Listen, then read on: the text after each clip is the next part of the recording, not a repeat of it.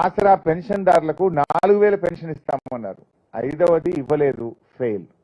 మీరు 6లో 5 అయినాయి అన్నారు. 6లో 5 కాలేదు. 6లో 5 కాలేదు. ఒక్కటైంది ఏంది? గృహజ్యోతి. కానీ అది పార్షియల్ గానే అయింది.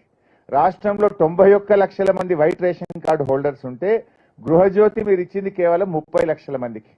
అక్కడ కూడా పార్షియల్ గానే జరిగింది. మరి 6లో 5 అయినాయి 5 అయినాయి అంటున్నారు.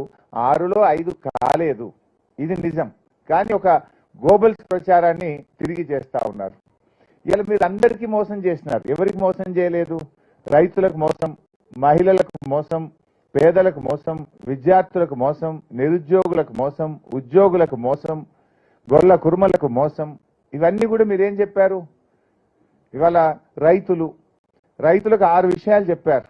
1 రైతు బంధు 15,000 మోసం, 2 కౌలు రైతులకు 15,000 మోసం, వ్యవసాయ కూలీలకు 12,000 మోసం, వడ్లకు మక్కలకు బోనస్ మోసం, 2 లక్షల రుణమాఫీ మోసం.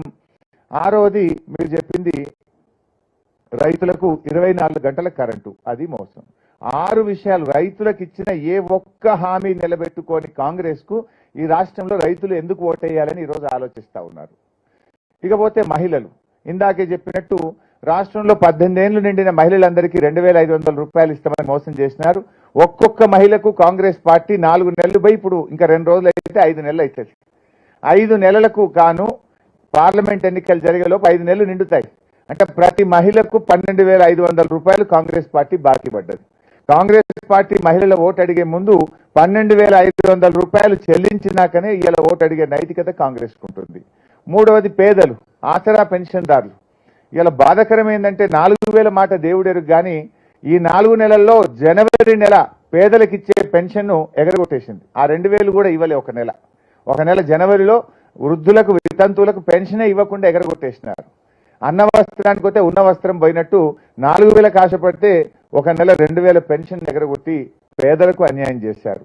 విద్యార్థులు, ఇవాళ భరోసా కార్డు ఇంకా ప్రారంభమే లేదు. నిరుద్యోగులు 4,000 నిరుద్యోగ భృతి ఇస్తామని చెప్పి స్వయంగా ప్రియాంక గాంధీ గారు చెప్పారు, మేనిఫెస్టోలో పెట్టారు, రేవంత్ రెడ్డి గారు చెప్పారు.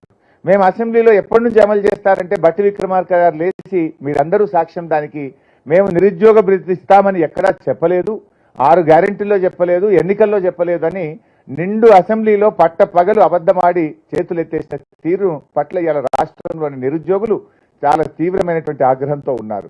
ఉద్యోగులకు మోసం. మేనిఫెస్టోలో వాళ్ళు ఏం రాశారు? మేము అధికారంలోకి రాగానే వెంటనే ఉద్యోగులకు పెండింగ్ లో ఉన్న 3 డిఏలు ఇస్తామన్నారు. 3 ఇప్పుడు 4వ డిఏ కూడా కేంద్ర ప్రభుత్వం ఇచ్చింది.